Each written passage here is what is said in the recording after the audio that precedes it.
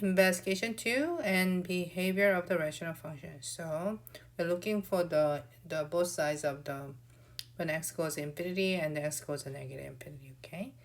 So number 2, we're gonna start with that. Given f of x equal to 2x squared minus 6x plus 1 minus over my x minus 5. And then where 2x squared minus 6x plus 1 and x minus 5 is a polynomials. And then complete the following. So as x increases or decreases without bounds as x approaches the positive negative infinity, what expression can we use to estimate the behavior of the 2x squared minus 6x? So in here, we gotta use as the x approaches the positive negative infinity, from the 2x squared minus 6x plus 1, we gotta use the value of the leading term, which is 2x squared. So 2x squared is actually to give us an idea of what's happening on numerator. And then b, as x approaches the positive negative infinity, what expression can we use to estimate the behavior of the x minus 5? So as x approaches the positive negative infinity, and then here we are using the leading term value of x. So c, as x approaches the positive negative infinity, what expression do we think that we can use for the estimated behavior of the f of x over 2x squared minus equal to 2x squared minus 6x plus 1 over x minus 5? So in here, as x approaches the positive negative infinity, and then we have to use the behavior of the 2x squared over x, which simplifies to 2x. Okay, so that's what we're gonna use. Okay, so now D, use a graphing calculator or graphing software graphing function f along with the y equal to number on the same set of the x's where the number is the expression you're determining in part C. So number 1, what x relatively close to 0, when x is relatively close to 0. And then number 2, zoom out the graph, then as a zoom out, what do you notice? Number 3, what do you answer to part 1 and 2? Tell us about the rational functions. So what I want to say is, when x approaching to the 0, so let's look at the graph, okay? So let me actually the graphing the f of x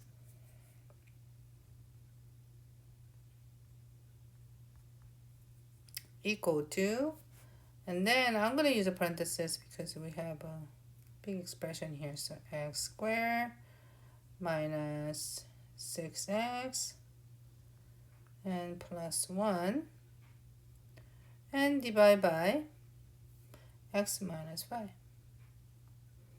And then let's see what graph we have here. So what you do is, actually we are looking for the when x is relatively close to 0. So when x is relatively close to 0, and then this is what happened here.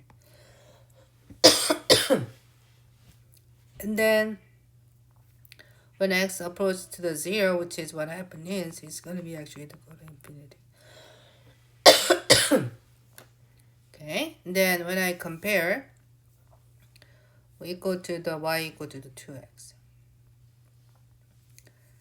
So for this side is actually the approaching the 0, but from the right side it's still approaching the 0. But this side on the red graph, it's approaching the infinity. Okay, so on the part 1, when x is relatively close to 0, do the two functions behave similarly? I want to say no.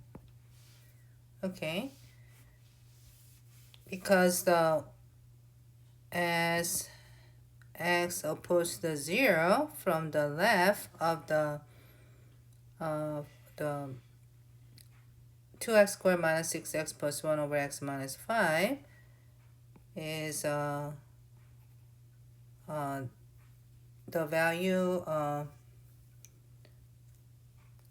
value becomes the 0.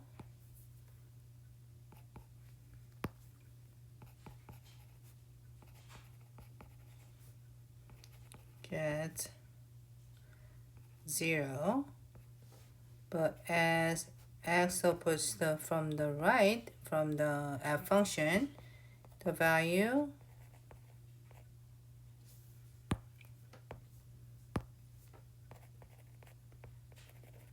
gets close to infinity. But the 2 of x is both sides is close to 0, okay? But when you zoom out, what do you notice? But when you zoom out, but this time is when x is to the behavior, plus minus infinity, okay? And then is that the f of x, which is 2x squared minus 6x plus 1 over x minus 5, they behave nearly identical to the y equal to 2x? Let's see. So when I take a look, and it goes infinity, okay? So when I zoom out, right, see that? It looks like they're going to the same direction, right? The same here too. Do you see that? They're going to the same direction, yeah? So because of that, and the f functions behave the nearly identically to y equal to 2x, okay? So what do you answer in part n2 and tell us about the rational functions? So the end behavior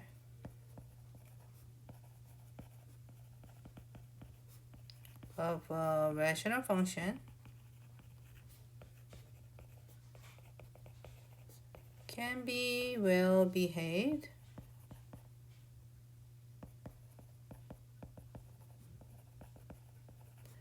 by the behavior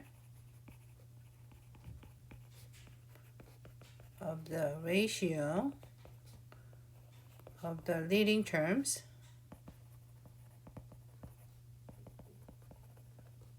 of the numerator and denominator. Okay, all right, let's go to the number 5. So in number 5, record the following context from the investigation 1 of on this module. 5 gallons of the liquid flavoring is pouring into the large vat, and the water will be added to the vat and mixed with the flavoring to produce the drink that will be bottled and sold. We define a function f to relate the ratio of the flavoring water, r equal to f of x, in the mixture of the total volume of the mixture as gallon in by f of x equal to 5 over x minus 5. So the 5 is going to be the number of the amount of the gallons of the liquid flavoring water, okay? You get the flavoring. And then you pour the x as the amount of the water as a total here, okay? So how is the ratio of the flavoring to the water when x is opposed to infinity, okay? So when you're pouring more and more and more water, what's happening? But since the amount of the flavoring never changed, stays at 5, but as more and more water is added to the tank, and then the volume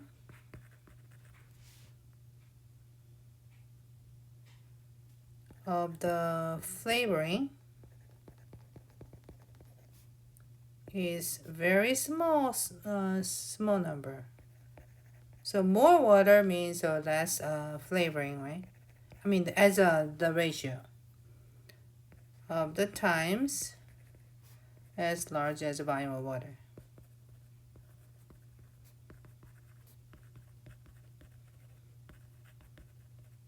Okay. So B, is there a minimum value for the ratio of the flavoring water, flavoring to water f of x?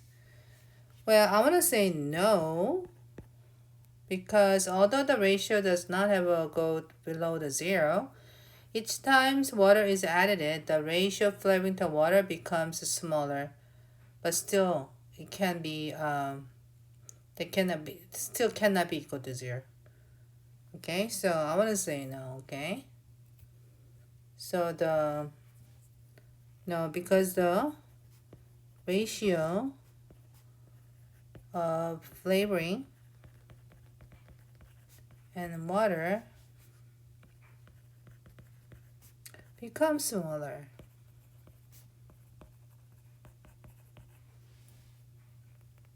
But never equals to 0, okay? Now, use a calculator or graphing software to graph F with the groups and or as the class. Discuss how the graph supports your answers. Yeah, so what happened here, if you look at the graph is, okay, so here's a 5, the alone of the flavoring, right? And then when you are actually having the equal to the positive, and then you're going to be this way. And then other ways, actually it becomes this way. Okay, so we are looking for the end behavior, so it's getting close to 0. This way is getting close to 0 too. So when x approaches to the positive, negative, infinity, and then the function value approaching to the 0. And then C, use a calculator. Yeah, we did it, right? Okay, so that's number 5. And then I want to do the number 8, which is we're going to fill the table to think about the ratio between the two expressions. So, given the function f defined by f of x equal to 3x over x plus 4, answer the question below filled in the table of the values. So, your x values is a negative 1 million, negative 10,000, negative 100, 100, 10,000, 1 million. So, 3 times of that, 3 times of that x is going to be negative 3 million and negative 30,000, negative 300, and 330,000, and then 3 million. And then same x, but you're adding 4. So you got negative 999,996. You got 9,996. You got 96. You got 104. 10,004. 1,000,004. Okay. Alright, now we're going to put it as a ratio. So 3x over x plus 4, which is negative 3 million divided by negative 999,996. So I got about 3.000012. And then if I do the division again, I got 3.0012, 3.125, and then 2.885, and then 2.9988, and 2.9999. So as x increases without bounds, which is the x opposed to infinity, how is the f of x varies? So, which is x increases, okay? So what it means, I want to say as a positive way, okay? So from here, so let's look it up. So when x is opposed to the infinity, then what happened to the y value? Don't you see this get close to 3 though? So f of x get close to 3, but still f of x is less than 3. Now see, as x decreases without bounds to the infinity, so we are looking at this way, okay? X is getting smaller, and then what happened from here? It gets close to 3 too, isn't it? Start from the 3.125, and then there's more close to 0, right? So f of x get close to 3, but f of x is going to be more than 3 this time. So using a graphing calculator to see what's happening here. Okay, so let's graph this. So I'm going to graphing as f of x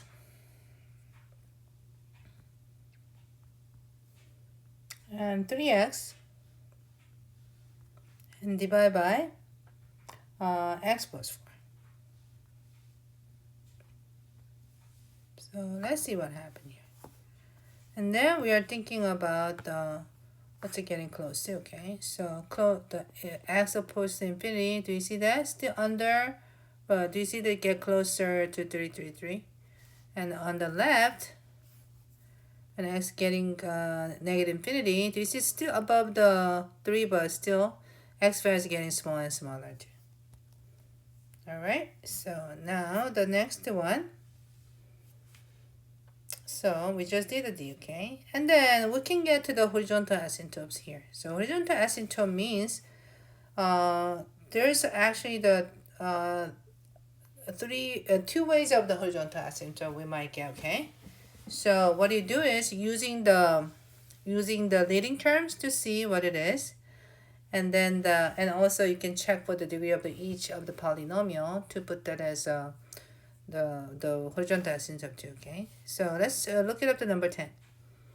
So for each of the given function, do the following. Number 1, write a variable expression that can be used to estimate the function's value as x approaches the positive negative infinity, and simplify the expression if possible, and use a form similar to the x approaches the positive negative infinity, then f of x goes what? So number 1, as x approaches the positive negative infinity, and then f of x actually approaching to the leading term, which is 8 over x. But x is going to be bigger and smaller, so eventually this becomes a 0. So that's why number 2, the horizontal asymptote y equal to 0 for this case. And then we can use the graphic calculator to think about it too. In the letter B, g of x, as x approaches to positive negative infinity, and f of x, which is approach to x over 2x. That's a leading term, okay, which is simplifies to 1 over 2. So, which means horizontal asymptote will be 1 over 2. For the h of x, the denominator actually leading term is a 2x squared, right? You multiply 2 times x, okay? So, as x approaches to the positive negative infinity, and then h of x, okay, sorry, the second one is g of x, okay? Approach to the 6x squared over 2x squared. Reduce as a 6 over 2, which is a 3. Which means horizontal asymptote is y equal to 3. And then D, number 1, as m of x, just x, sorry. Just the x approach to the positive negative infinity, then m of x approaching to the leading term, which is x over x squared. So reduce as 1 over x. So which means the denominators keep getting bigger and bigger, or smaller and smaller. So this time it becomes a 0. So number 2 is horizontal asymptote y equal to 0. And number 1 for the E, x approach to the positive negative infinity, and then the n of x approach to the leading term, which is x to the 5th over x squared, which is x cubed. So x cubed means what? It's getting bigger and bigger, right? So, which means it goes infinity, okay? So in number 2, there's no horizontal asymptotes, so nothing available for the horizontal asymptotes. So no answers. Okay, F, C of x. As x approaches to the positive negative infinity, and then C of x equal to, so you gotta multiply guys 2x plus 12 over x plus 6. So the leading term is 2x over x, which simplifies it to. That means horizontal asymptote is y equal to 2. So they are approaching to the 2. And then you can use a graphing calculator to see the graph behave as an endpoint. Alright, thank you for listening.